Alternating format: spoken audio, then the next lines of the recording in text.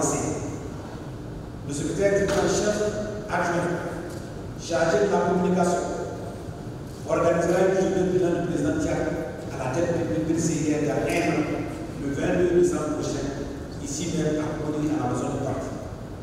D'autres étapes importantes vous seront communiquées dès que leurs concours seront finalisés. Il s'agit en particulier des étapes à aboutir pour le choix de notre candidat officiel à la présidence de la République qui s'est fait à la convention. Il s'agira en particulier de l'organisation des bureaux politiques et de la convention pour choisir les seconds candidats. Avant la convention, l'équipe d'actualisation du programme de gouvernement du PCIR aura été réunie au président du parti. Et je vois sur cette salle, dans cette table, beaucoup de cadres qui y sont chargés et qui y travaillent avec acharnement. Au niveau des activités parlementaires, le président du groupe parlementaire est là.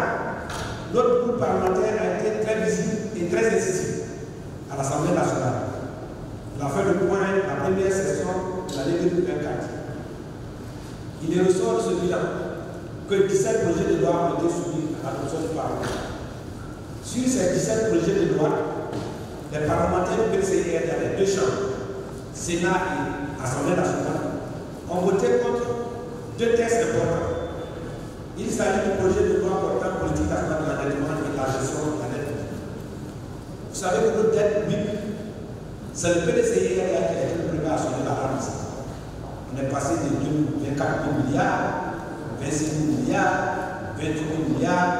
On avait prévu qu'à ce rythme, on serait au-delà de 30 milliards en 2025. Mais là, on est déjà au-delà de 30 milliards en 2024. Et un projet de loi devait structurer cela. Ce projet de loi ne montre en rien en fait ce qui pouvait arrêter notre endettement croissant. Et nous avons soutenu aussi le groupe parlementaire qu'une partie de cette dette soit dédiée les champions nationaux, ce qui a été rejeté. Voyez-vous, aujourd'hui, quand on se réunit dans le monde des affaires, au Nigeria, il y a des grands champions qui ont été créés, accompagnés par une partie du gouvernement. Mais nous avons proposé cela, rien du tout. Le groupe parlementaire PCIR a été contre le modèle de l'Europe, en estimant que quoi, quelle que soit la situation, l'invisibilité n'était pas claire. Il y a eu un projet de loi qui a fait beaucoup couler les temps. Il s'agit d'un projet de loi contre du code pénal de la 185 qui pénalisait justement certains actes que nous estimons étaient un piège pour la liberté de nos citoyens. Et ce texte, nous l'avons voté contre. En effet, sous prétexte de lutter contre l'apologie des crimes et autres infractions prévues dans le code pénal, l'article 185 porte en réalité une atteinte grave aux libertés d'opinion en général et aux libertés politiques en particulier, qui sont le fondement de la démocratie et de l'État. Ce projet, ce code, cet article, à notre avis, était dépassé et qu'il fallait l'actualiser en tenant compte de la pluralité politique et de la liberté de presse. Nous n'avons pas eu gain de cause et nous avons voté contre. Voyez-vous, le PCIR, dans tout cet développement, c'est montre comme un parti responsable, un parti proche du peuple. Au niveau de l'actualité nationale, nous avons commencé par là. Nous constatons par le moment que la souffrance des Ivoiriens s'accentue. Mais nous y allons y revenir une part. Mais nous avons aussi constaté que, conformément à la loi qui sied à ce lieu, elle devait organiser la révision de la liste électorale chaque année. En 2022 et 2023, on n'a pas vu, il n'y a pas eu d'élection. Et nous avons vu l'installation des seuils, parce que le PCIR a toujours estimé que quand une élection est transparente, équitable, ouverte, inclusive, les résultats sont plus contestables. Et nous pensons que depuis 2022, le PCIR a reçu ses revendications, ses propositions pour les élections inclusives, mais la CEI n'y comprend pas. La loi qui a été la CEI, nous l'avons voté contre soi. Et la mise en place des CEI locales montre que sur 630 CEI locales, 620 présidents sont de la CEI locale sont du parti au pouvoir. En ce qui concerne les représentants de seuil central et local, le président de la République, qui est président du parti au pouvoir, a un représentant. Le ministre de l'Intérieur, les sous-préfets, les partis politiques non représentés à l'Assemblée nationale sont choisis par le parti au pouvoir et désignent leurs représentants au sein des commissions locales, ce qui biaise la représentativité. Hier, j'ai eu le résultat du Sénégal au niveau de l'extérieur. C'est pareil. Il y a même encore plus grave à l'extérieur. J'attire donc l'attention de d'autres représentants dans les pays de faire attention parce qu'il y a beaucoup de choses qui se font où il y a des gens qui ne sont même pas des partis politiques, qui sont portés pour représenter des partis politiques et qui piègent l'équilibre des seuils nationaux. Comme vous le constatez, la révision de la seuil qui devait être annuelle n'est pas effective. Par ailleurs, les jeunes en âge de voter n'ont pas les moyens de s'établir une carte d'identité. J'ai vu quelque part qu'un carte de RDA, en fait, a donné 20 millions, 40 millions pour établir des cartes d'identité. Mais au moment où ils étaient dans l'opposition, on ne peut pas donner cet argent. C'est parce qu'aujourd'hui, il a une position qui lui permet d'utiliser les moyens de l'État pour aller faire des biens. Mais si l'État estime que les populations ne peuvent pas à elles-mêmes se faire des cartes d'identité, mais répondez favorablement à la demande de l'opposition de l'RDA qui dit que l'État doit prendre en charge l'élaboration des cartes d'identité qui sont en fait un droit de tous les citoyens, nonobstant leur position de leur parti politique. C'est de ça qu'il s'agit. Mais on veut discriminé par les moyens. Aujourd'hui, nous avons constaté aussi depuis le 19 juin, comme vous l'avez, que les problèmes de faux papiers ivoiriens a pris de l'ampleur au point qu'on a transporté nos dossiers à l'extérieur. Vous avez appris tout dernièrement que la Côte d'Ivoire demande au Maroc d'imposer un visa aux Ivoiriens, alors que le Maroc n'impose pas des visas sans adresse. Mais nous avons dénoncé ça ici. On ne nous a pas pris. On nous a estimé qu'on était des éléphants. Mais si un Ivoirien a un papier, qu'on estime que ce papier est faux, mais il a utilisé ce papier pour s'inscrire sur la liste électorale. Donc cela veut dire que la ligne électorale est fausse. Par transition. C'est une règle mathématique. C'est un plus que mathématique, c'est une logique qui est à la fois en philosophie, en géographie, en mathématique, dans toutes les sciences, et même dans la classe. Notre identité, nos papiers sont bradés. Et aujourd'hui, c'est un effet boomerang qui fait que pourquoi est-ce qu'aujourd'hui ça parle? Quand ça les arrangeait, on a parlé. Si c'est le PCIRD qui dit que des gens ont des passeports, ils ont des cartes et qu'ils ne sont pas des Ivoiriens, qu'elle ne va pas dire ici pour mettre des Ivoiriens. Donc, vous voyez, dans quel état la gestion de l'air est amenée au pays où on est plus crédible. Quand moi je partais faire des études en Angleterre, je n'avais pas besoin de visa. Parce que vous voyez que le CIRDA était un pays crédible. Mais aujourd'hui, nous-mêmes demandons à nos pays voisins d'imposer des visas à nos citoyens. Dans quel monde sommes-nous?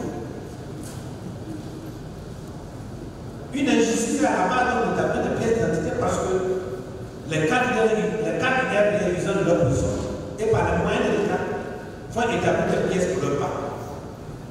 C'est pourquoi il faut rendre l'acquisition des pièces d'identité gratuites. Pour trouver le financement, il faut renouer les temps de l'État et récupérer les fonds publics détournés à cette fin. Ce n'est pas moi qui le dis. Tous les jours que Dieu fait, on observe des détournements. Et ils sont tellement heureux que quand tu as tellement détourné, on te dit atteint un niveau, on enlève et tu vas ruiner les fonds de l'État que tu as détourné. Voilà la seule sanction qu'on parle. Je parlais ici souvent de la filière à Dakar. Et vous avez vu qu'en fait, le chef de l'État a estimé qu'il y a des incohérences et je l'étais débattu. Au problème de la seule, on s'en fait de négatif, de déséquilibre, de pas électoral. Nous avons parlé de droit je ne vais pas y revenir. Mais quand nous avons parlé du problème de la société, on nous a dit ici que les morts ne volent pas, le président de la société, que les morts ne volent pas. Je vais vous donner des exemples précis. Aujourd'hui, l'actualité, c'est la tournée nucléaire dans l'Ouest. L'actualité aussi, c'est la tournée nucléaire à Pouvoir. Donc je ne me suis pas fatigué. Je me suis dit, bon, je vais regarder les taux de participation aux dernières élections à ces 2 zones. Moi, je suis logique. Donc, je prends le Guadeloupe. Taux de participation aux dernières élections, c'est 54,23%. Sipilou, 46,54%. Zonguien, 41,34%. Danadé, 41,34%. Et j'ai pris Baudois, 34,47%. Ça, c'est le taux de participation aux dernières élections municipales. Je vais donc dans le nord, je tire au sort. Je vois Bolia, 71,45%. Belma, 95,15%. Kiembe, 97,69%. Mende, 94,43%. Comme 98,52%. Cela dit, il n'y a pas de mort depuis 25 ans. Il n'y a pas de mort sur la liste.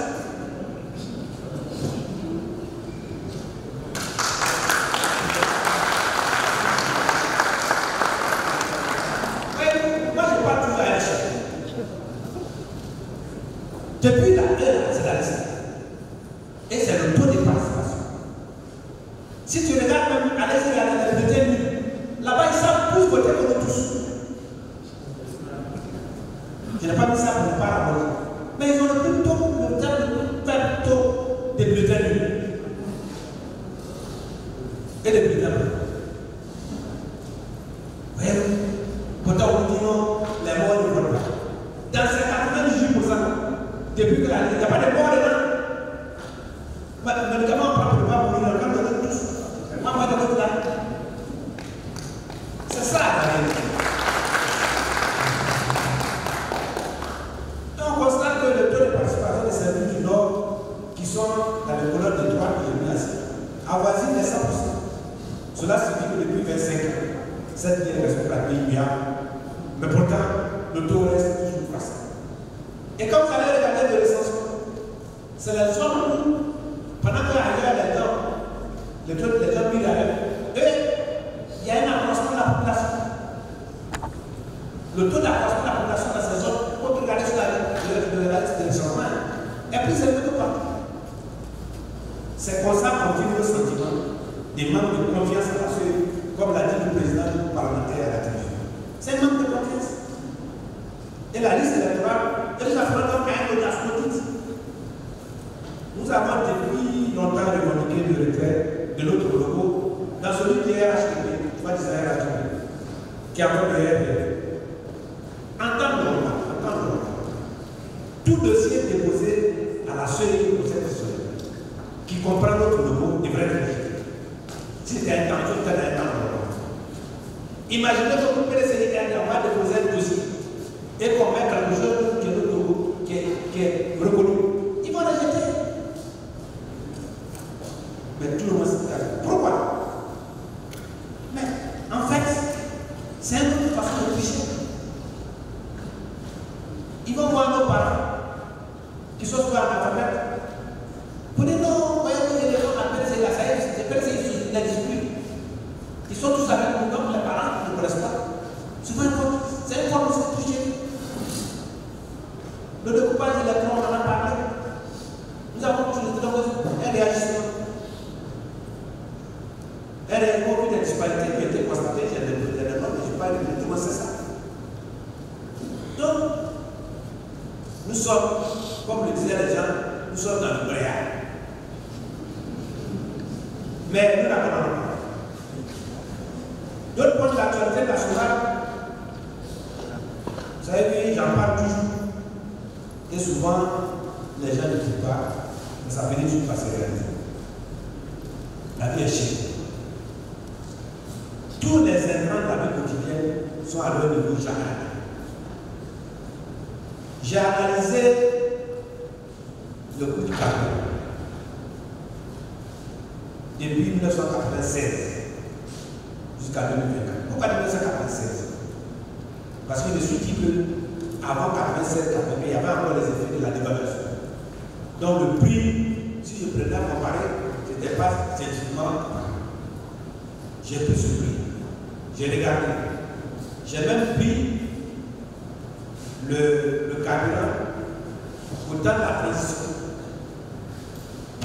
Les prix les plus élevés du carburant, c'est la période 2011 à 2024. Aujourd'hui, on a eu 175 francs de litre de super. Ça n'a jamais existé dans l'histoire de la Côte d'Ivoire. Jamais. Si quelqu'un dit ça, il n'y a pas de on observe vraiment des augmentations au niveau des maisons d'habitation, du transport, des frais de scolarité, des établissements, tout des démarches dans le village et les transports d'un village à un autre a pratiquement doublé. Les transports en commun, comment on appelle, les bacs.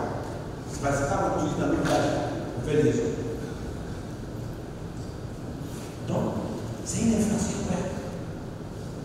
Moi, j'aime souvent manger la banane présente, un endroit où je suis, que je peux manger. Mais il y a une petite banane de 150 francs, il y a une petite banane de 300 francs. Ça dépend. Et voyez-vous, pourtant les Ivoiriens sont tellement amusés, ils sont tétanisés pour plus rien dire. Comme cela ne suit pas. Vous savez, souvent quand on parle des gens, il faut qu'on se réveille. Vous avez vu la décision que le port autonome a pris à Matin. Ils ont reculé. Parce que les gens ont commencé à se réagir. Et les SAP, j'en en parle. Comment veut que Bénin a l'idée? Ça ne veut pas le faire même qu'ils aient reculé. D'augmenter de 150 000, de 50 à 150 000. De 15 000 à 150 000. C'est-à-dire qu'on ne commence même pas. Même quand on doit faire le aussi. Même quand vous êtes malade, vous partez à l'hôpital, on met le sucre. On met un peu.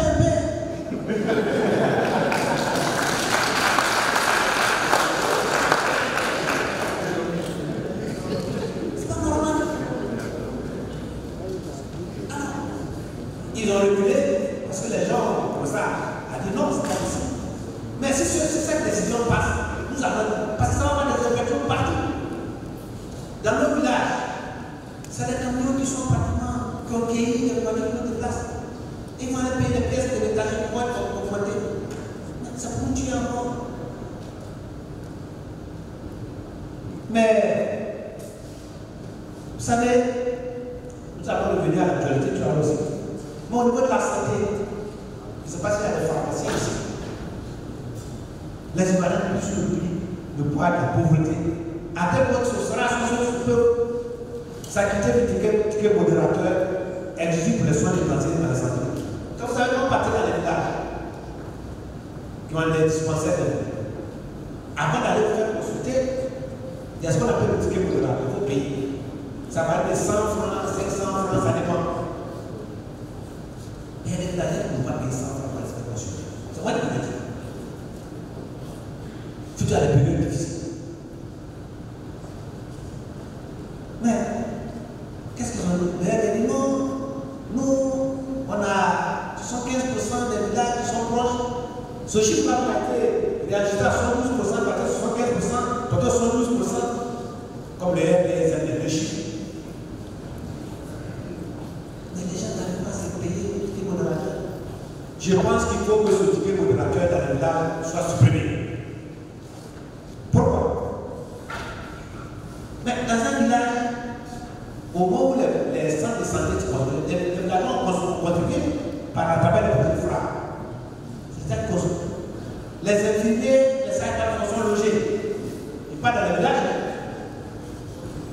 Donc, pourquoi on va encore faire payer un paysan qui lui a contribué à le loger?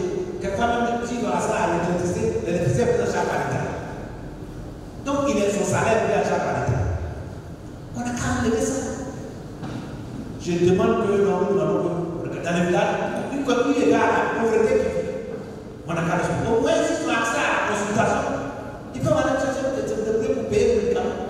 Mais si l'accès à l'hôpital doit être un frein, c'est des rapports regroupés.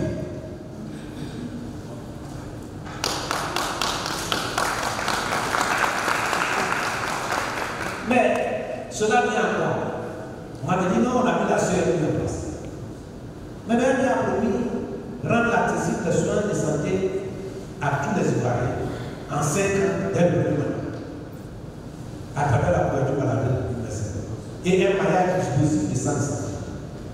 Après 12 années de gestion du pays, il a été annoncé en 2022 que 75% de la population avait accès à un centre de santé au moins de 5 km. En 2024, je suis de 75% et cassation 12%. Mettant en cause, donc, dans la plupart des cas, la sincérité des données. Mais on accepte très souvent des ruptures sans explication des médicaments vitaux dans les services publics et dans les offices des pharmaciens.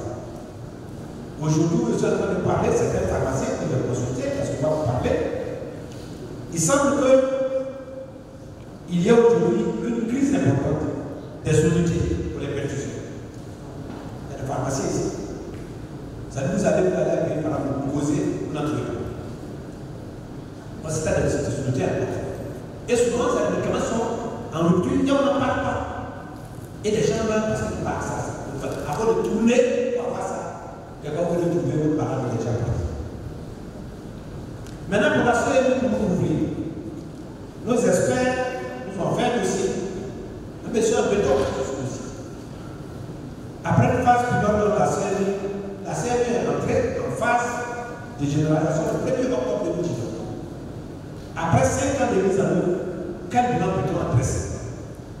Selon les données publiées, nous avons 14 millions de personnes enrôlées à la CRU au 31 août 2024, soit 47% de la population totale que nous estimons à 30 millions de personnes. 14% et 47% de la population totale. C'est-à-dire les enrôlés. 5 millions de cartes produites. 5 millions de cartes. Sur les 14 millions. 4 millions de cartes distribuées. Sur les 5 millions, 4 millions de cartes. 5 millions de cartes produites qui représentent 35% des personnes enrôlées. 4 millions de cartes distribuées, 28% du nombre de personnes enrôlées. Et 13% de la population totale. Et pourtant, cela nous a coûté 162,5 milliards de francs CFA. Je ne vais pas aller dans les détails pour citer le nom des entreprises à peu de problèmes. Mais sachez que ça nous a coûté 162 milliards de francs pour faire tout ça. Et ce n'est pas opérationnel. 14 millions de cartes. Vous passez quoi? Effectivement, on utilise ça. Quand vous allez dans les hôpitaux, que vous lancez ça, si vous avez la chambre de 4, il y a une série de questions qu'on vous pose pour ne pas avoir accès. Donc les gens n'ont pas de CRU, ou bien ils l'ont, ne pas l'utiliser, ou bien ils sont enrôlés par la carte. Et on dit qu'on a accès à ça. Mais la mode du RPR, c'est le déguerpissement. Hier, vous avez vu sur les réseaux, la fumée partout à Cameroun. Le déguerpissement, c'est fait comme si on était dans un champ de guerre. On ne s'occupait pas de ce que vous allez vivre. Le cas d'Adamé Bidjal montre soit une méconnaissance, soit une abstention de l'agriculture. Les gens pensent qu'un village, c'est seulement les bâtiments. Non, le village, c'est une âme. Il y a des endroits quand les gens font des ressources à manger là. On ne touche pas là. Si tu as un village, c'est parce que toutes les maisons en casse. Si tu as un village,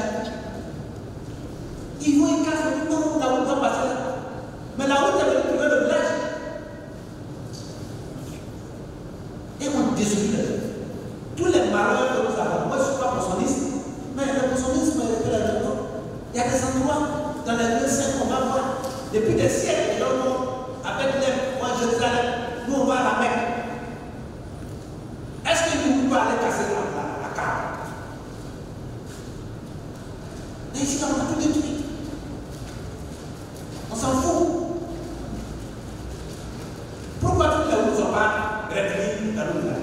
Parce qu'il y a des montagnes qu'on dévie, il y a des endroits qu'on dévie, il y a des choses qu'on dévie. On dit non, c'est le développement. Le développement, c'est un outil culturel. Quand vous allez en Italie, en Sicile, il y a des endroits historiques que les gens vont capter l'argent. Mais vous même tout des trucs pour faire des bâtiments comme ça. Ça, c'est un plan du classicisme. Et pas avoir aussi des plans qui peuvent, c'est pas j'aime la région de l'Ouest, qui ont amené à moderniser les cases rondes. Au détour. Au moment où nous parlons, le cas de Bono, on vient de me dire que le chef de l'État vient de mettre fin à cela. Dieu merci. Mais apparemment, 15 villages sont les partis. Ils se retrouvent avec des cargos, des forces de l'ordre, tous les prix. On les a chassés. Et quand ils reviennent pour prendre leurs affaires, ils ne vont pas leurs affaires. D'autres même ont le petit argent à ça disparu. On va y revenir. Quelle est la situation de ceux-là? On dit non, ils sont dans la forêt classée. Mais dans ce village, on compte au total 1700 habitants. 9 écoles primaires publiques, dans lesquelles 40 enseignants fonctionnaires sont affectés par l'État. Ces établissements ont été autorisés et construits par l'État, avec la participation de certaines populations. Ces villages, certains sont des centres des lecteurs, sont des centres d'examen. Pendant qu'on est en train de faire le recensement pour les gens, on chasse les gens. Ils vont aller s'inscrire.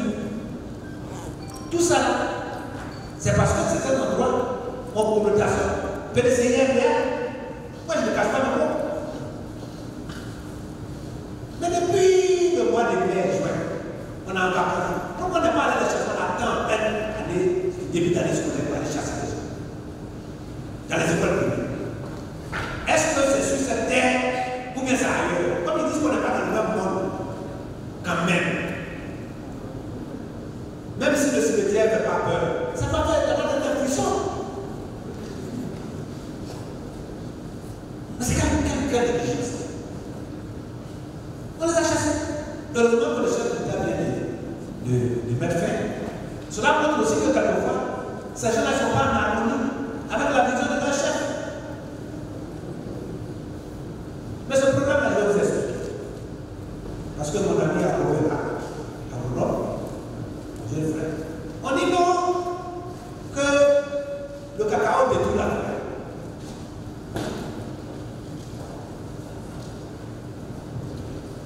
Le cacao détruit la forêt. Et que nous avons un accord avec l'Union européenne qui dit que tout ce qui est traçabilité du cacao, il ne faut pas que ça soit dans les forêts classées. Mais les gens sont allés chasser, casser les villages, mais ils n'ont pas détruit le cacao. Ils devaient brûler le cacao. Puisque ça est dans la forêt classée. Pourquoi on laisse le cacao d'abord et puis on détruit les villages de la chasse? Il faut aller détruire le cacao. Et puis, dans la nouvelle technique, on dit de faire la reforestation. Mais faites un plan d'aménagement des cacaoyers pour mettre des arbres dedans. Au moins, s'il perd 2 tiers, il a 1 tiers. On ne réfléchit pas. Pendant ce temps-là, allez sur la route, le kilomètre 17. La forêt relique du CNRA. Ces mêmes gens là qui sont dans les pays, ils sont allés faire opération immobilière là. Ils ont détruit ça. Là, il n'y a pas de sujet de forêt. Moi, j'étais à l'ITSA, j'étais directeur du département de l'agriculture sous la route de Béou, qu'on appelle Kélémou. On avait laissé une forêt primaire. Mais aujourd'hui, ils sont allés bloquer tout ça. Là, ils n'ont pas réagi. Et c'est pour les paysans la plus. Même les jeunes, sur ce point, je vous rappelle pas ce qu'on appelle les amateurs. Parce qu'il y a une interview, il a dit la vérité aux gens. Mais, vous connaissez la France, pas faire mes études dans les amateurs. Mais de temps en temps, en France. Quand vous êtes dans les Pyrénées, c'est la grande zone de production de vignes. Est-ce qu'il n'y a pas d'arbres là? Vous allez dans le Rhône avec les grands espaces de production de chardonnay. Il n'y a pas d'arbres là sur le fronton. Dans le Haut de France,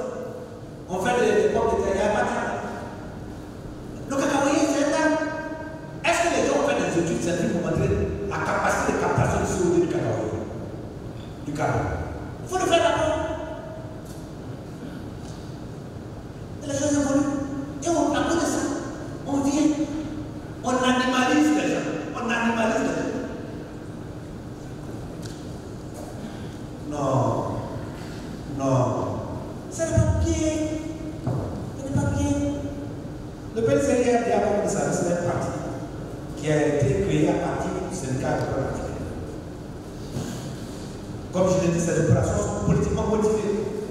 Et le PDCR dénonce toutes ces opérations qui interpellent la communauté nationale d'intégration sur les risques que comportent ces agissements de la cohésion sociale. Ces opérations violent les droits de l'homme. Le PDCR demande au gouvernement de s'exercer. Merci au président Ouattara d'avoir pris la décision parce qu'on m'a informé tout à l'heure d'arrêter ça.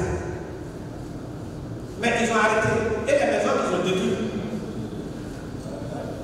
Avec leur argent, leur casserole, leur bombelet. Mais il faut les reconstruire.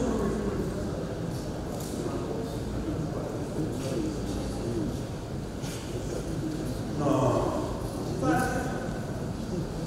Oui. Comme le dit mon voisin. Mesdames et messieurs, un autre point d'actualité concerne la commercialisation de certaines de nos matières premières. Je suis entouré ici. Il y a un argument de haut niveau et du président du groupe parlementaire PCR qui a fait une déclaration. La haute personne du parti souscrit entièrement et appuie la déclaration du groupe parlementaire PCR sur le but de cacao. Donc on n'a pas besoin de détails. Si vous voulez les détails, notre groupe parlementaire a proposé 3 500 francs de kilo de faible cacao. Et nous pensons que le gouvernement devrait s'y atteler. Mais je vais vous dire une chose, le gouvernement ne pourra pas payer 2 000 francs. Ils vont fixer ça entre 1800 et 2000. Mais pourquoi? Si vous prenez la qualité à la journée, ils ne peuvent pas. Ils ne peuvent pas. Jamais dans l'histoire du cacao, les prix ont aussi flambé à l'international.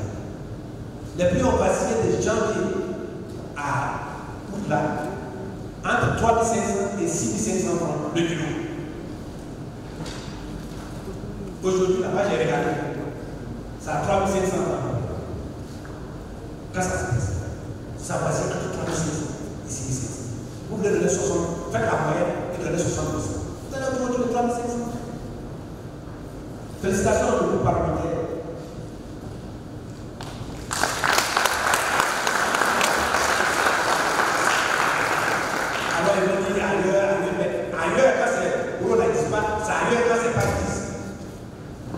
Mais en plus de ça, le gouvernement entretient une opacité autour de la commercialisation de nos matières premières agricoles.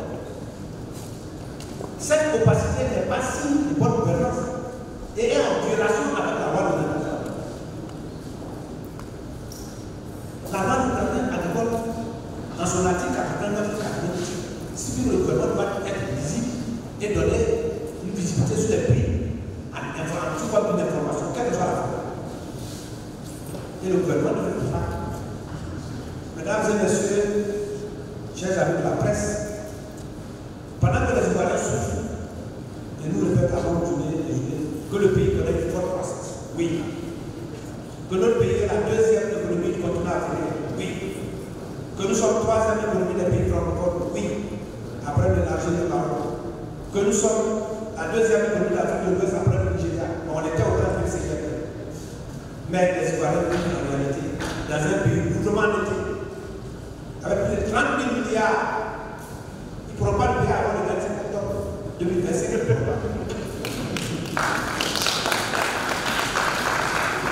Avec un budget cumulé sur les militants de 2011 à 2024 de 100 365 000 milliards comme budget. Le pays où le chômage atteint la réalité de 25%, plus la population. Le pays où l'indice de coût de la vie est plus élevé.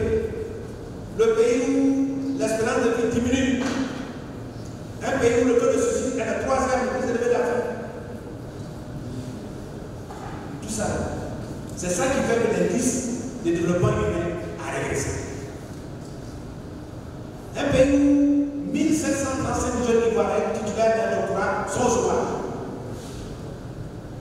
en Côte d'Ivoire, selon le vocabulaire, la corruption coûte à notre pays environ 1400 milliards par an.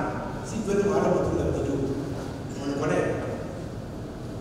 Si on multiplie par ces 12 ans-là, ça fait 16 800 milliards de francs CFA. C'est la moitié de nos dettes. Donc, ce que les peuples reconnaissent qu'ils ont détourné, c'est un 4 milliards. Si on prend ça, ça fait une moitié de nos dettes. C'est-à-dire que si nous on fouille, peut-être qu'on va se développer plus de ça même avec nos dettes. Le RDR gère le pays avec un déficit budgétaire chronique, oscillant entre 3 000 et 4 000 milliards chaque année. Mesdames et messieurs, chers amis de la presse, nous comprenons alors pourquoi notre programme au niveau mondial de développement. En développement, les Ivoiriens n'ont plus confiance au pouvoir RDR. Le PDCI gagné à l'autre partie reste comme la seule alternative crédible. Les indicateurs au niveau de la population sont visibles. Plus de 23 000 nouvelles adhésions par rapport. Des abandons d'élite du parti au pouvoir, le RDR, pour les gens du Parti démocratique du Côte d'Ivoire. Jamais.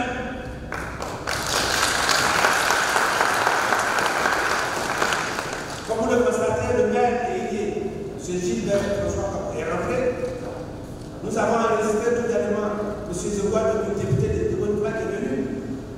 Il s'agit aussi de M.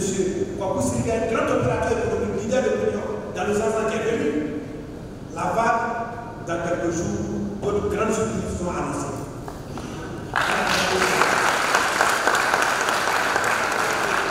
Chers Ivoiriens, n'ayez plus peur.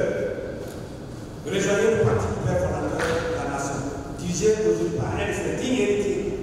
Venez pour qu'ensemble, nous transformions l'espoir du changement en un changement réel de l'université. Nous vous attendons. Inscrivez-vous sur la liste et inscrivez votre entourage. Vous rendez service au pays en aidant d'autres personnes. À moins d'un tiers, c'est fait, inscrivez sur la liste. Je voudrais construire pour marquer la fin de mes propos liminaires et dire vive le PDCI, vive le président Diab et vive la Côte d'Ivoire.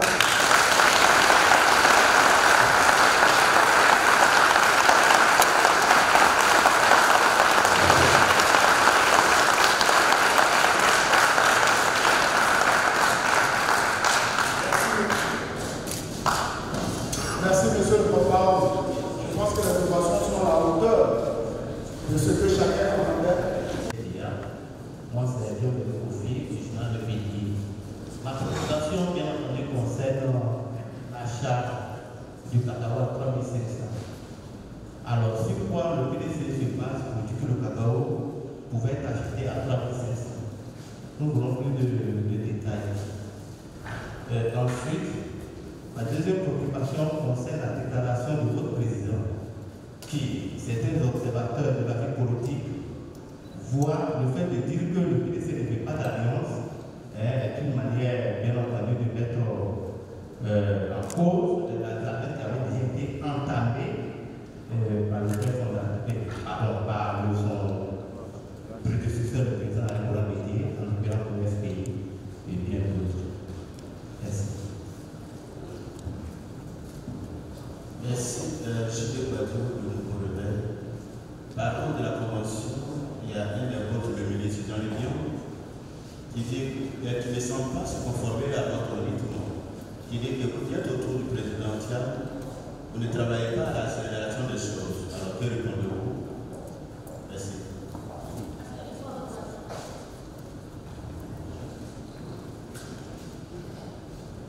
Alors, déjà, Opéra News. Monsieur le porte-parole, vous avez tout à l'heure évoqué le cas de Bounon. Nous avons suivi cet appel pathétique d'un habitant qui lançait un appel au PDCI. Aujourd'hui, vu cette situation, quelles sont les dispositions que doit prendre le PDCI pour pouvoir soutenir ces dispositions de loi? Alors, je pense que ce travail de tout parlementaire a vraiment fait un travail. Mais je vais vous expliquer comment on vend le cacao. Parce que les producteurs produisent, mais ce n'est pas eux qui vendent le cacao. On vient acheter le cacao, leur plus simple.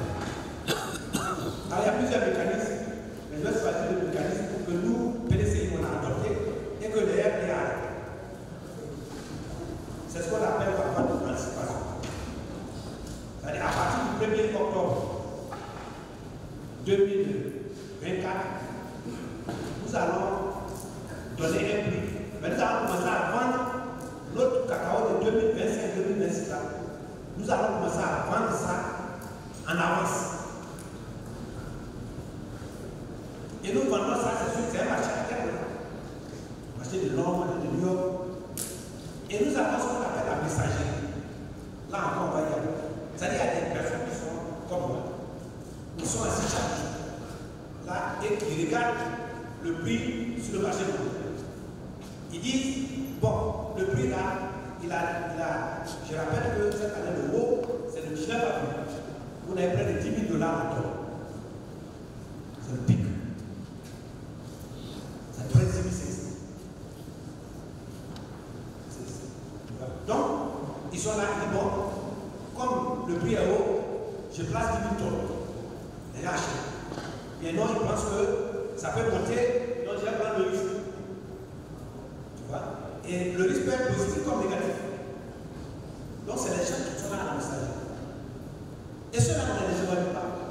Quand vous avez fini une campagne, on devait d'abord une campagne agricole. On devait d'abord dire, bon, vous avez placé 10 000 tonnes, 100 000 tonnes, 1 million de tonnes, 1 500 000 tonnes, à un prix moyen. Est-ce que votre vente a été optimisée? Ça peut ne pas être leur vente. Qu'est-ce qui a fait que vous n'avez pas vu? Vous avez trop hésité, vous avez trop pris de risques. On va pouvoir évaluer. L'évaluation n'est pas une solution. Que nous n'avons jamais fait. Il faut que ça ait la transparence. Nous devons avoir des gens qui font la veille. Ils sont là pour dire, ah, il va y avoir une tendance à la hausse. Donc, vendons moins maintenant. Quand vous savez que les stocks ont diminué, donc vous devez vous rendre compte que les stocks diminuent, que les acheteurs sont heureux, qu'il va y avoir au moins une tendance à la stabilisation du prix ou à la montée. À la fin de la campagne, on fait le point pour dire on a un prix moyen qu'on a vendu, qui est de peut-être 6 000 francs CFA ou 3 600 francs. On a vendu.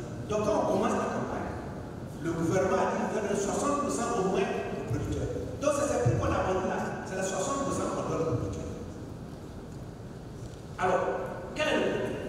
En dehors de la dextérité de ceux qui sont à la messagerie, il y a d'abord les prévisions. Pour vendre quelque chose, il faut se dire, je vais avoir ça. Si vous vendez quelque chose comme vous n'avez pas compris, on appelle ça défaut. Il faut avoir une bonne prévision. Une prévision, les agronomes savent comment on le fait. On le fait dans le coton, on le fait dans le coton. Mais si vous faites une mauvaise prévision, que vous dites, je vais avoir 2 millions de tonnes, et qu'à la fin c'est 1,5 million, vous avez un problème. Donc si vous ne faites pas de bonnes prévisions, c'est la bonne. Oh, c'est tout que nous là. On a eu des problèmes de prévision. Parce qu'il y a eu l'impact du changement climatique. Il y a eu l'impact de ce qu'on appelle le sida de cacao qui est le jaune de jour. Et on n'a pas anticipé suffisamment. Quand le cacao, la surface diminue, pour compenser, il faut que les rendements augmentent. N'est-ce pas? Si vous produisez 2 tonnes à 1 hectare, que vous produisez, et alors à côté, il produit 1 tonne à 1 hectare, il faut 2 tonnes, il faut 2 hectares qui produisent la même chose que toi. C'est logique. Or, le centre national de Jardin qui produisait le cacao de haut niveau, qui pouvait augmenter la productivité, le gouvernement a décidé de ne plus leur permettre de distribuer les semences améliorées, disant que ça allait créer la surproduction. Ça a été fait. Comme les surfaces ont diminué à cause du chômage, et que l'impact quand nous avons battu après, il y a eu donc diminution de nos productions. Et comme nos productions, nous sommes les premiers producteurs, les mêmes maladies ont attaqué le Ghana. Donc au niveau mondial, il y a la demande est plus forte que l'offre. Ça fait flamber les prix. C'est très simple. Les stocks que les gens gardent, les stocks augmentent. Donc les industries qui ont besoin de la matière première de la ferme commencent à mettre les achats. Ça donne la première leçon, c'est que les gens qui ne veulent pas payer cher le cacao, oh, ils veulent payer cher. S'il n'y a pas cette diminution, ils n'allaient jamais payer ça.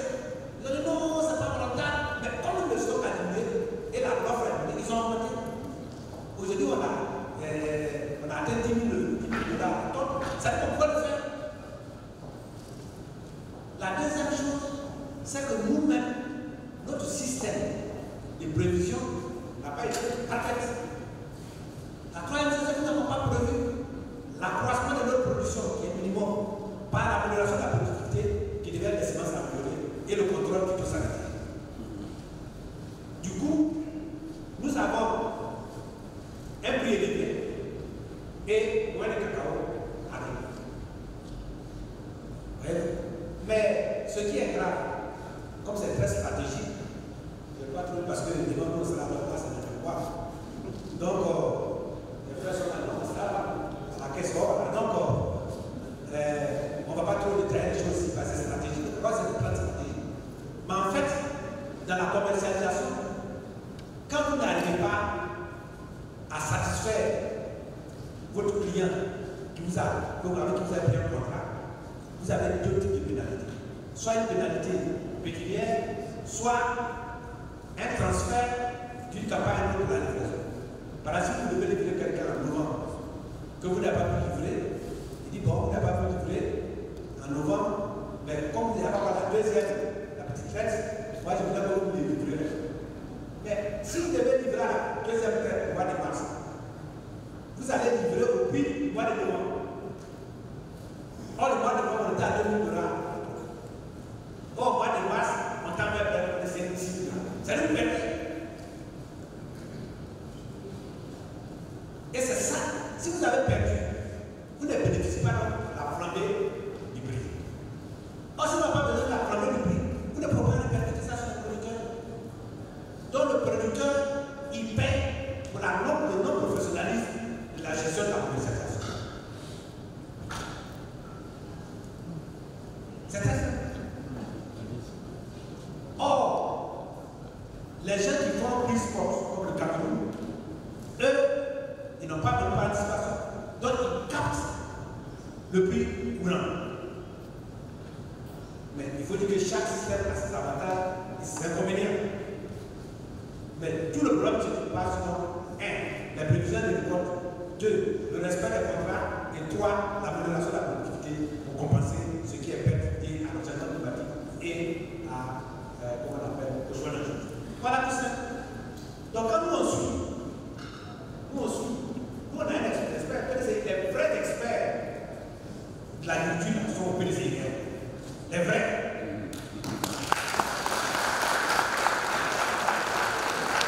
Je ne peux pas voir. Mais il y a des spécialistes qui ont travaillé à l'ICCO pendant des années. Le Conseil international cacao, des experts sont avec nous. Il y a des experts qui sont les mêmes propriétaires des cacao, de café de verre qui sont là, c'est ça, qui ont fait des études. Donc c'est pas pour dire que vous c'est moi, non. C'est moi je parle en m'appuyant sur ces experts. Voilà un qui est là.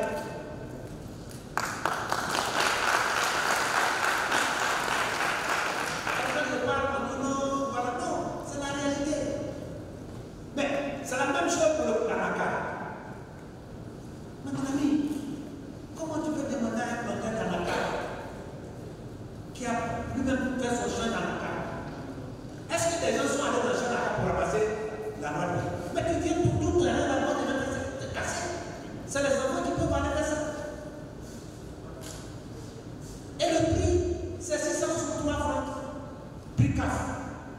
Quand tu prends 663 francs, tu ne peux pas 60%. Sur les 390, 400 et puis tu dis à 275. C'est pas normal. Il faut lui expliquer. Par ailleurs, j'ai les barèmes ici. Il y a un professeur de ça. Le barème ici.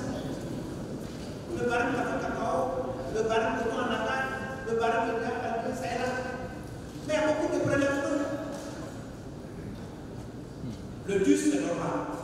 Le DUS, c'est le droit de sur terre, un peu de droit.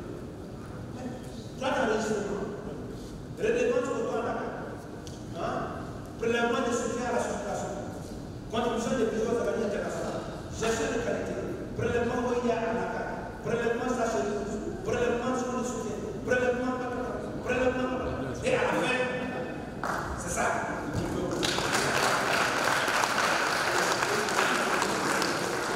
Et puis, ce prélèvement n'est pas fixe. Il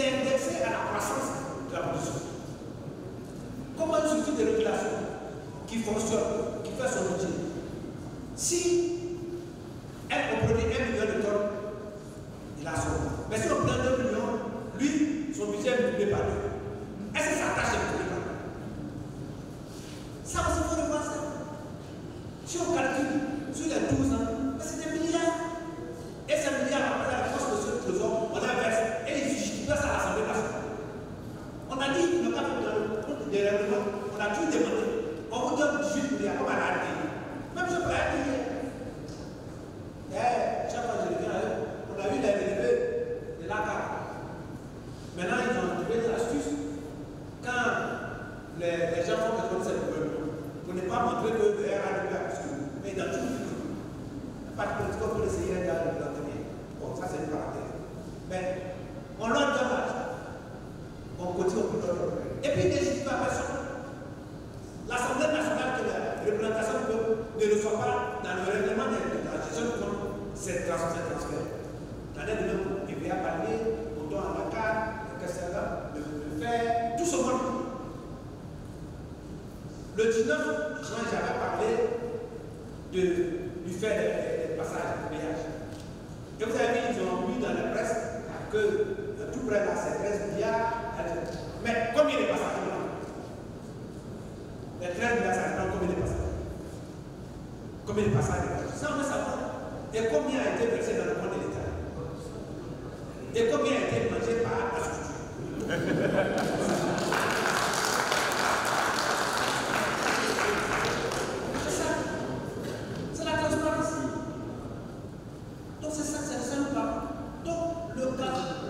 Si le gouvernement n'est pas capable de donner 3 millions, c'est parce que le gouvernement a mal géré la commercialisation. Sinon, du point de vue pratique, si on va se sauver sur on pourrait payer 3 500 francs CFA. C'est ce que nous disons. Voilà, il n'a pas payé. Donc voilà les paramètres. Pas d'esquisse. Je pourrais pour l'année passée passer à l'expansion. Pourtant, en Dakar, c'est le 23 février 2024. C'est ça ici. Donc, moi je pense que c'est pas le cas. Maintenant, le cas du ministre Jean-Louis.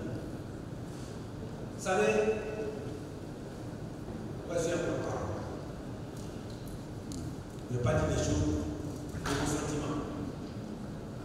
Le président du parti l'a reçu. Je pense que vous avez vu les autres. Le président, c'est quelqu'un qui est très démocrate. Le PDC est un parti très démocrate. Nous allons à une élection présidentielle. Il y a des gens qui disent, moi je vais être candidat. Mais qui a dit, moi je vais gagner. Ensuite,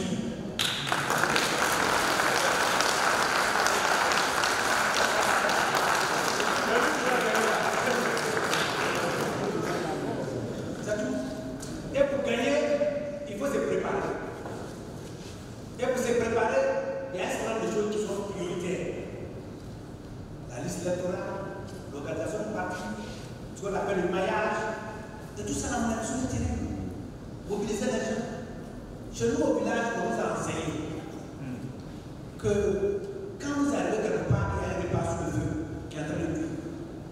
Le repas, vous le partagez, non, vous allez partager le repas. Et que quand le feu est en train de s'éteindre, il faut l'attiser, puis vous allez partager. On va attendre que le feu s'éteigne.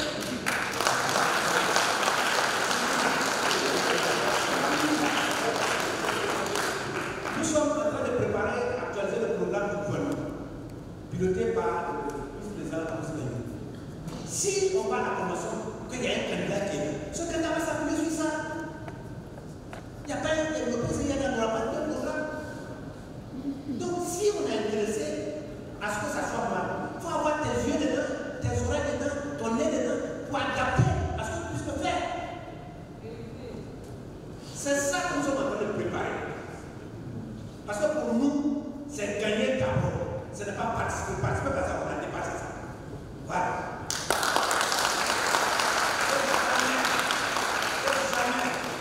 Depuis 25 ans, le PDC a été aussi proche du pouvoir. C'est moi qui dis. Je ne demande pas. On n'a qu'à le prendre. Nous, moi je vais avoir 68 ans. Je suis pas un enfant. J'aimerais avoir dans le cabinet, dans tout. C'est pour vous qu'on travaille.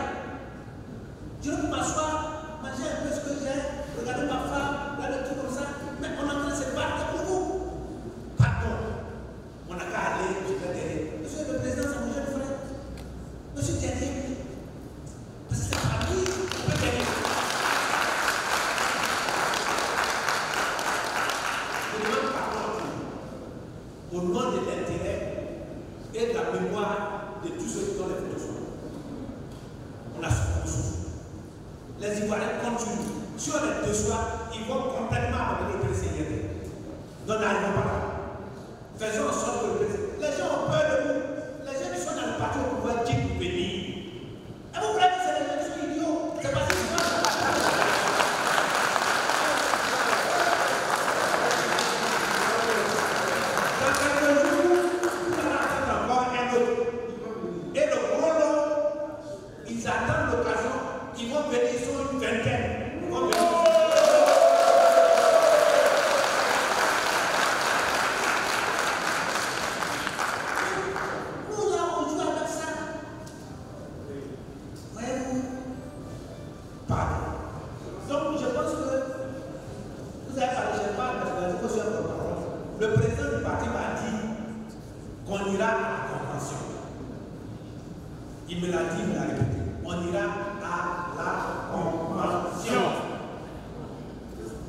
tous ceux qui veulent être candidats seront autorisés à être candidats.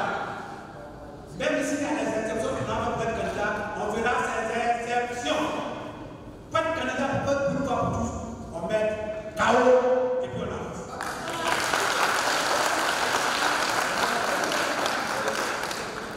Maintenant, au nom, le président du groupe parlementaire est là. C'est d'ailleurs le groupe parlementaire qui a relevé KO.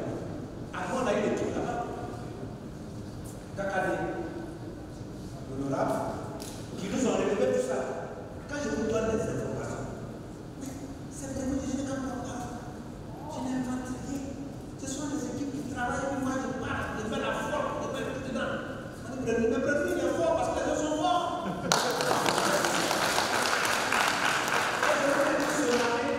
Quand j'ai quitté la maison pour venir, on m'a dit, ah, le président de la République vient de suspendre beaucoup de choses. C'est qu'on est up-to-date, on est vraiment sur. Donc, déjà les discussions sont. Nous sommes là sur le plan de PDC, député, groupe parlementaire. Il y a déjà les discussions de l'autre. Une mission va aller pour les secours. Normalement, ça va être l'État. Les députés, bravo. Voilà. On va faire quelque chose, on va aller. On dit quand on va à la chasse, quand les animaux vont à la chasse, chaque animal a l'arme de sa taille. Les supprimer aussi prennent l'arme de leur taille. Les éléphants ont l'arme de leur taille.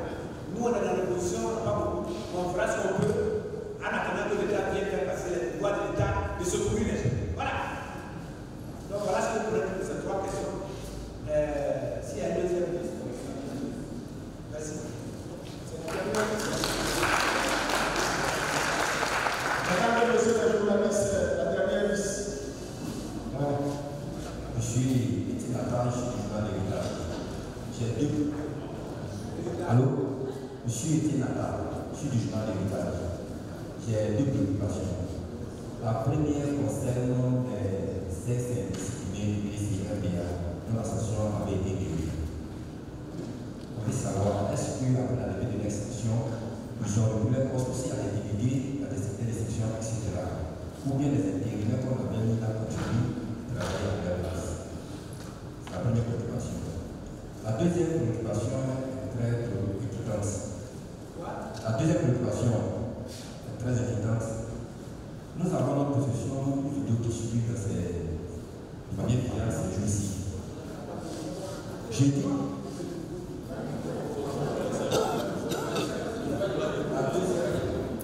la deuxième préoccupation est très inquiétante, je disais. Je veux dire, il y a une vidéo qui circule dans ces jours, une vidéo virale qui circule dans ces jours sur les réseaux sociaux. Dans cette vidéo, il est question que l'opposition prépare une insurrection et en ligne de mire le président Tiam. Mais plusieurs cas de PDCI qui circulent. Il y a le maire du plateau, il y a M. Lafos-Sylvain, etc. Est-ce que le PDCI a déjà vu cette vidéo? Quel commentaire fait-il de cette vidéo qui circule et qui attire beaucoup de commentaires? Merci.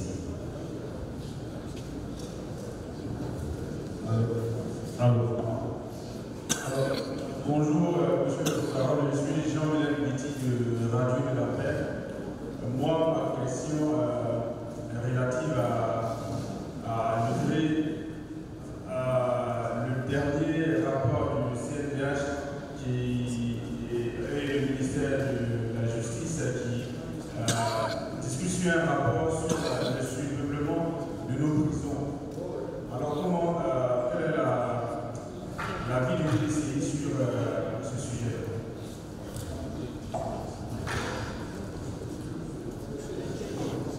Ok, je rappelle ça pour une dernière fois. Bon, ça concerne plus précisément les déclarations du ministre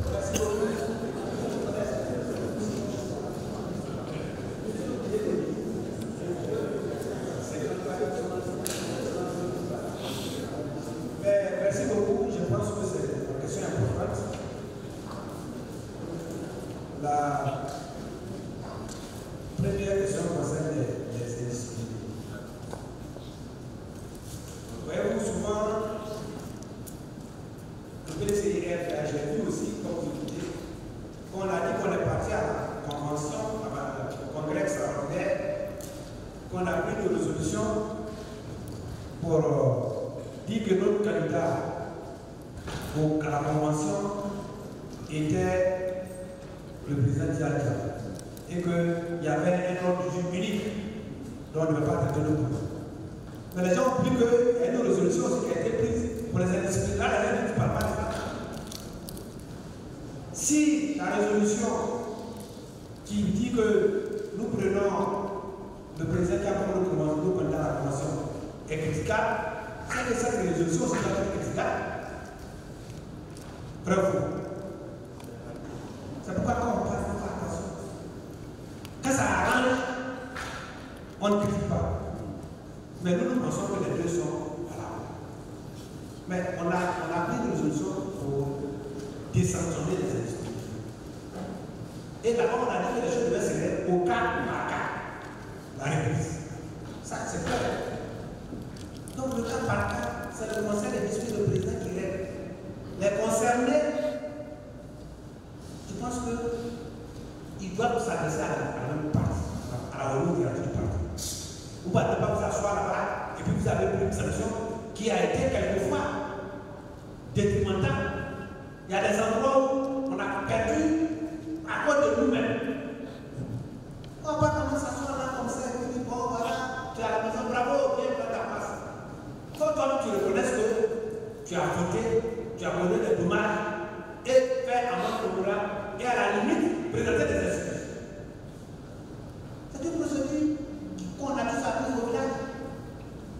Il y a des cas où le candidat est arrivé avec 20%. Et pour notre vision, on va prendre qu'il y avait 30% pour notre vision, l'autre candidat avait 70%. Et on est en fait. Ça, est-ce que c'est facile à avaler? Et tu vas venir revendiquer encore, on dit qu'on t'a pardonné. Tu dis non, on n'a pas pardonné. Moi, maintenant, je vais venir te commander. Va t'observer un peu. Alors, mais le président du parti est à la disposition d'utiliser tout le monde pour la bataille. Mais de grâce, ne faites plus pression. La plupart de ceux qui sont en train de faire pression, moi, le président me dit m'a envoyé là-bas. Pas de lui. C'est pas tout on dit. Ceux qui savent, souvent ils parlent. C'est ceux qui parlent qui savent, qui parlent. Que ça soit ici, que ça soit là. On m'a envoyé en tant que porte-parole de médier pour aller les voir. Ils se regardent les yeux comme ça. Ceux qui m'ont dit là, je les avais dit. Ça, je les promets. Mais, on continue comme ça. On a qu'à tous se mettre ensemble. On peut servir le parti à quelque poste qu'on est. Pourvu qu'on y mette la volonté. Il faut voyer. Donc, je pense qu'on va régler le cas par cas. Et on va quand même permettre d'observer.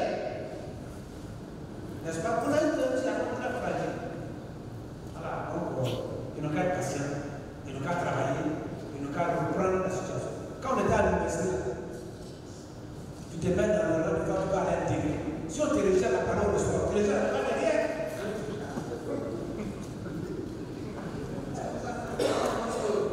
On va rejeter personne, mais c'est le cas de ça. L'autre point, c'est la vidéo. Vous savez, les problèmes de sécurité, on les règle pas en place. Mais les problèmes d'accusation, la vidéo, qui a fait ça?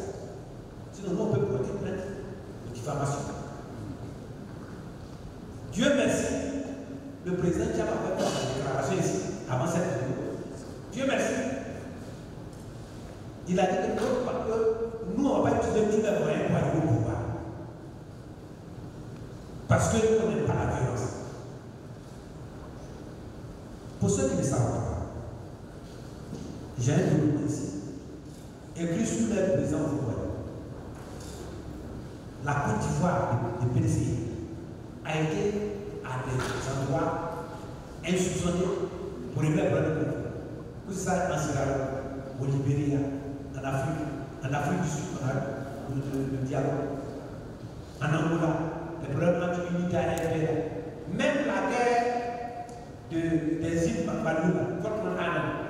Le PDCI a envoyé son diplomate pour aller dans le parlementaire et les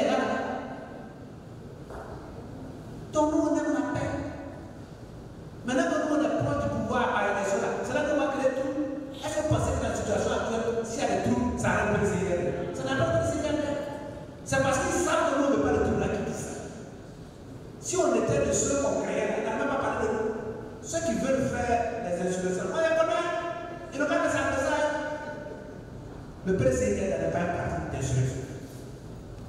Nous voulons, si nous luttons qu'il y ait la transparence à la seuil sur la liste électorale, c'est parce que nous on pense qu'on peut gagner. Le président l'a dit ici.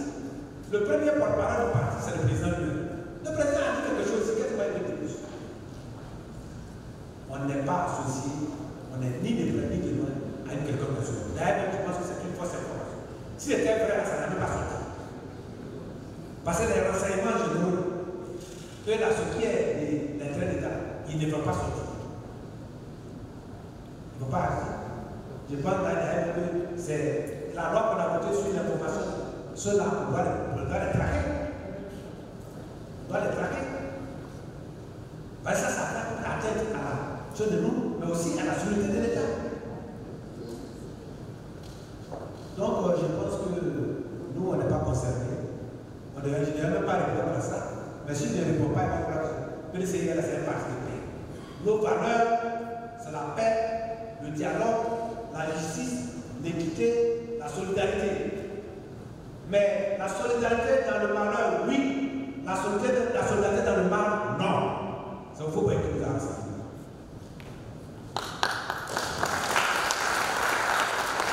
Et c'est le bon sens de ce que le président a dit ici. Nous sommes tous venus ici pour répondre à vos questions ou à las alliances. Nous avons dit que tout ce qui est injustice, nous sommes pour qu'on se batte ensemble. Mais tout ce qui est comportemental, qui a tendance à la violence, à la guerre, à l'insurrection, n'est pas d'accord. On a dit personne. Si la personne s'interpelle, quand le président dit dans le trou et le serpent, mais chacun c'est le trou dedans, si tu n'as pas dedans, votre problème. Donc je pense que le président, en faisant cela, il a dit la solidarité dans le malheur, oui. La solidarité dans le mal, non. Qui a volonté de faire du mal? Personne. Donc si je parle du mal, on est tous avec eux. Ça, je donne toujours un exemple. Moi, je suis d'une famille où on part avec deux frères et son trois. Les trois ont eu 70 ans. 70.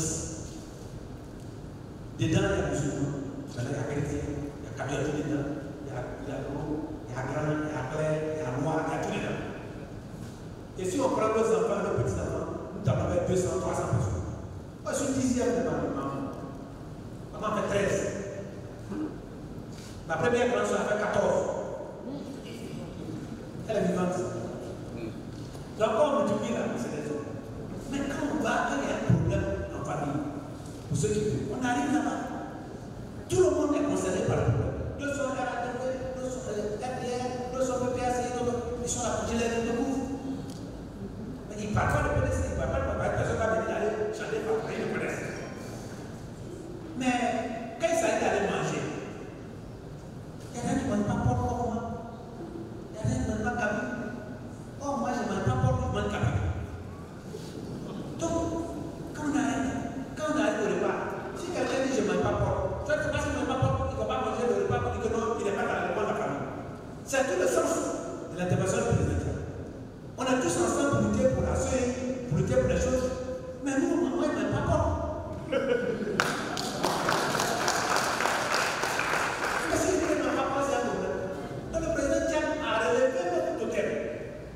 Il dit on est ensemble, mais attention, nous on a un totem. Donc, c'est pas parce que je dis que je ne mange pas porc, comme mon frère qui mange porc, il va dire non, quand il ne mange pas porc, donc il ne veut pas être mon frère. C'est pas ça. On est frères, on est frères d'intérêt, mais chacun a sa journée. Moi je mange cabri, maman ne mange pas cabri, ma femme ne mange pas cabri. Quand il mange les deux étaient chez moi, les deux minoritaires, je dis faites mon cabri, parce que moi j'aime le cabri. Mais ce n'est pas parce que ma femme ne mange pas cabri, moi je mange cabri, que je me dis que non, comme tu ne manges pas cabri, tu n'es plus ma femme. Non, c'est le totem. Notre totem, c'est ça on l'a dit ici. C'est le président a dit ici. Parce que nous sommes les vérités de vous. Donc, on travaille sur des dossiers d'intérêt commun, mais chacun va selon ses règles, ses valeurs, son comportement et sa stratégie. Quand on sera au deuxième tour, tous ceux qui voudront, s'il y a un deuxième tour, que le monde n'est pas premier, parce que pense qu'on peut gagner après le tour. Si on va au deuxième tour, tous ceux qui veulent s'attendre à nous, ils viennent à nous, et puis on gagne pas, et puis on vient.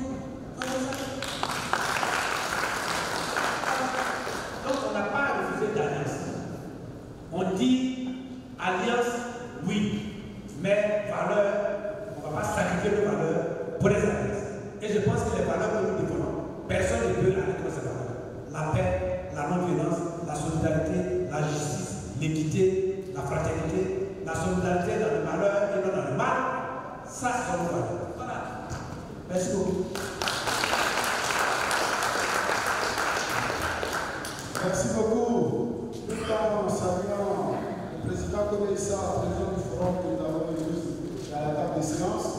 En votre nom, tous, on va dire merci. Sur le tribalisme. Le tribalisme, on va faire. Sur le moment, on a dit, on a taxé. Non, excusez-moi, le tribalisme. Vous savez, quand il a fait sa déclaration, nous, aux semaines hier, on a un dispositif de sondage. Nous l'apprenons aujourd'hui, tout ce qu'on fait, on a un sondage.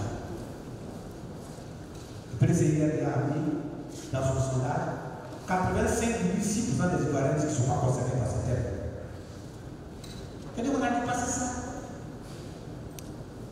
Quand les Ivoiriens ont dit ça, on va dire quoi? C'est pourquoi on n'a pas de problème. La deuxième chose, c'est que lui, il dit qu'on est tribaliste. Il vient de dire nos valeurs. Le président Tchad n'est pas tribaliste. Le président n'est pas tribaliste. Vous savez, quand j'ai recommencé mon intervention, j'ai rappelé la mémoire du président Médier qu'on allait brûler à terre. Ça, c'est la solidarité. Nous nous reconnaissons nous, nous ne sommes pas égaux. Mais le président Médier, pendant des alliances, s'il y a quelqu'un qui a incarné une alliance pour permettre aux autres d'être au pouvoir dans son pays, depuis l'indépendance, c'est Henri Konan Bédié, le président. Il a même allé s'asseoir au golf. J'espère que lui était là-bas. Pendant des mois, jusqu'au 11 avril. Mais le président Médié a quoi avoir là-bas? C'est pas solidarité. Et il est allé là-bas. Et c'est au bout de ce même Médié là. Ah oui. Vous allez le voir là-bas pour le PDC qui est tribaliste. Quand on était là-bas. Et puis, voyez-vous, on n'est pas égal. Ils sont montés là-bas. Mais puis, vous savez celui qui a créé le collège? Il s'appelle Kémy Gomez. Est-ce que vous entendez parler de lui maintenant? On entend parler des autres, on fait anniversaire. Mais qui a célébré l'anniversaire avant de Kémy Gomez? C'est fait pour les autres, c'est bien. Il ne dit pas de papa. Mais lui qui a fondé RDR, elles sont pas. Et ça, on appelle ça. Ça, on appelle ça. On appelle ça quoi? Ils n'ont qu'à apprendre au moins à observer la mémoire de Kémy. Je leur demande pas.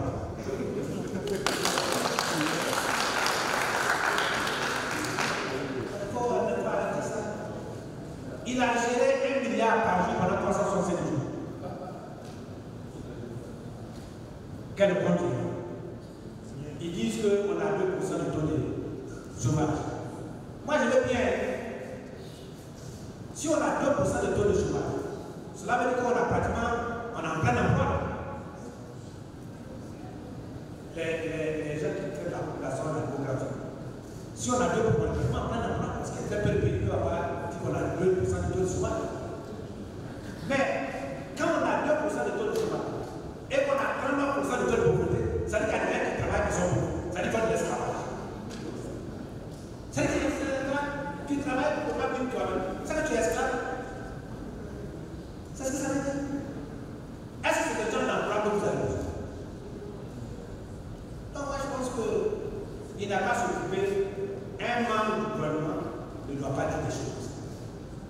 Mais comme ils sont désemparés, vu la vitesse, l'engouement, la ferveur, le dynamisme, la technologie que nous sommes en train de créer maintenant pour venir prendre le pouvoir, évidemment ça va être mieux. Mais nous n'allons pas répondre à ce jour. Nous allons maintenant juger leur bilan. Un bilan inattaquable, c'est ce que nous sommes en train d'attaquer.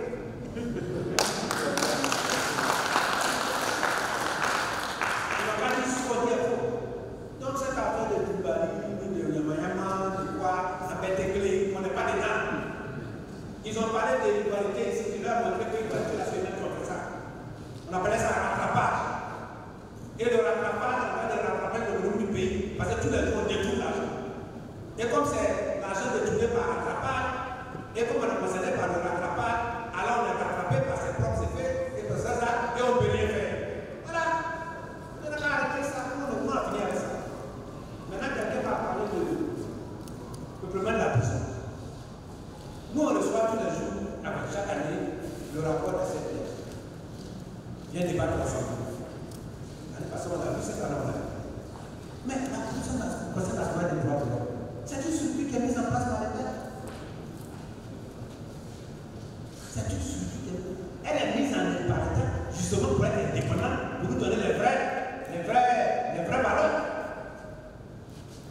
on devait se tenir comme président au ministère de la Justice, on n'a pas fait CNDH. C'est une structure qui est financée par l'État de Côte d'Ivoire. Comme la ACA, comme le fait de rapport. Et Dieu merci, le président, la présidente de l'ACA, ce n'est pas un tel moment de PDC IADH. Quel est le moment de PDC IADH? On conteste les chiffres. Non. Vous avez aussi parti sur une chaîne de télévision. J'ai dit que le ministre des Finances a dit que le taux de chômage pour pauvreté c'est 39%. Il y a un directeur qui a dit non, c'est 35%. Après le taux de 35%. Ils sont toujours en train de se battre les chiffres. C'est parce que ces chiffres-là ne sont pas clairs à leur niveau. Non, c'est tout. Qui allait compter les prisonniers? Qui allait les compter? Non, nous on a assis ici. On a une structure mise en place par l'État qui est la CNDH, le Conseil constitutionnel, qui a fait un rapport. Mais appelez-vous, attendez-vous là-bas, quel est cet écrit? Celui qui a fait un rapport, celui qui a fait une déclaration. En tout cas, ça appelle là-dedans. Quand vous accordez ce chiffre, vous faites un communiqué conjoint. Mais nous, on a fait un. Pour nous, c'est une structure indépendante, c'est ça là le droit. Maintenant, on verra. Ça ne dépend pas de nous. Ou bien, faire bien ça, c'est une position. Là, il n'y a pas de ces gens-là. Comme ça, on va faire la bataille. C'est d'ailleurs ce qu'on est là. Vous savez, au Sénégal, quand il y a des élèves, le président Macky Sall a nommé des gens à la position. Mais ils n'ont les amis. Il faut que de plus en plus de structures-là puissent être autonomes et dire non, il faut dire non.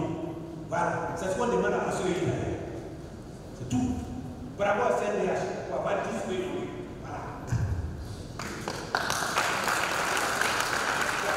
Merci beaucoup. Je voudrais remercier mes amis, mes frères, qui sont là, tous les grandes personnalités, le représentant de Saint-Jacques, le président du parlementaire, le CNRIA, le conseiller social du président, tout le monde. Le PDCIRIA, c'est ça la solidarité. De plus en plus, le fait qu'il y a de cohésion qui dit tous ensemble. Et tous ensemble, nous allons convaincre les Ivoiriens de dire que PDCIR is back. We need a change and we win.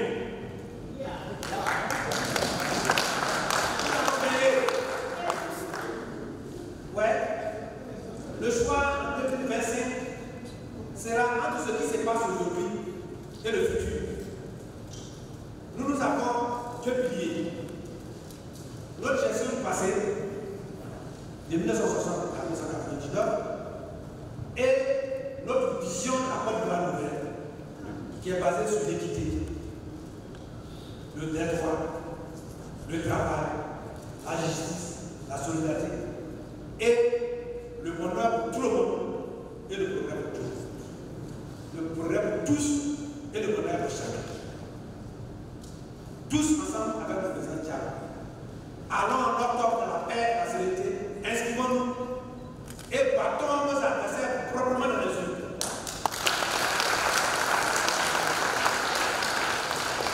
Ce jour-là, je dirais Dieu, tu nous as sauvés. Dieu va nous sauver, mais besoin de toi. Pour que Dieu te il faut prier. Pour que nous gagnons, il faut voter. Pour voter, il faut s'inscrire. Il faut s'inscrire par les papiers. Même s'il veut tricher, ça ne marche pas. On entend les choses par-ci, par-là, non, tant, on n'éliminera personne. Personne ne sera éliminé. Ceux qui veulent éliminer là, et même si on était éliminables, on ne les a pas éliminés.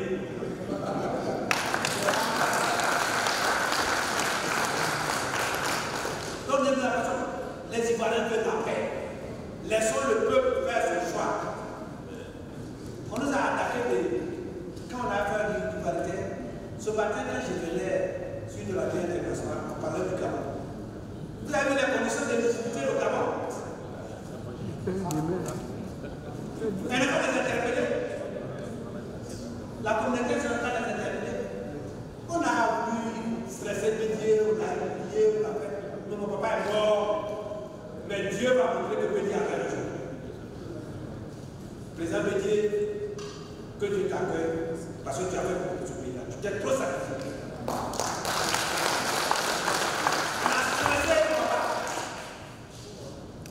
On a été ingrat avec lui.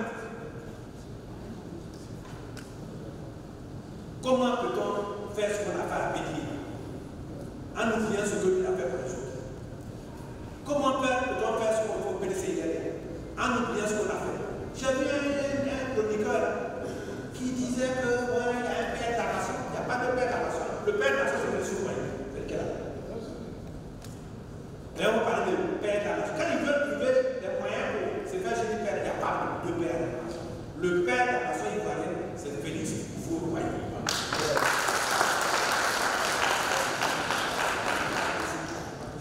Donc, je voudrais remercier la presse, je voudrais remercier tous les militants qui sont venus. Nous avons repris nos combats et nous allons continuer jusqu'au 25 octobre 2025 au soir à partir de 2h du matin. Tout le monde ici.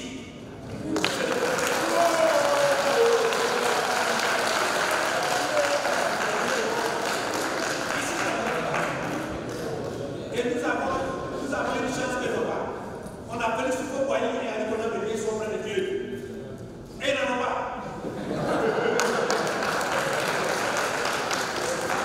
Si Dieu n'en a pas, ils n'ont pas fait comme nous. Mais nous, on n'en a pas. On a ça. Et Dieu sera avec nous. Les gens parlent aussi des listes noires, des trucs comme ça, les gens ne comprennent pas ça. Vous savez, les personnes qui avaient été les plus sécurisées, comme Kennedy, comme Anwar Sadat, on a vu leur sort. C'est Dieu seul qui est protecteur de l'homme. Et nous, notre protection, c'est Dieu. Ce que nous disons, nous tirons toujours les chiffres de ce que j'ai dit des cotons en Afrique. Coton en Akar, ça y est là. Evia Palmier, ça y est là. Cacao, ça y est là. C'est pas moi qui ai signé. Les Ivoiriens doivent être informés dans la transparence de ce que nous faisons. Et c'est ce que le président Tchad promet. Vous serez, et puis vous, les gens seront évalués. Les données seront claires. Et les Ivoiriens vont juger de ce que nous avons fait. Nous l'avons fait, nous l'avons consommé pour les gens. Le programme social a échoué, le programme économique a échoué, le programme éducatif a échoué, le programme santé a échoué. Faisons appel à ceux qui savent, c'est le PDC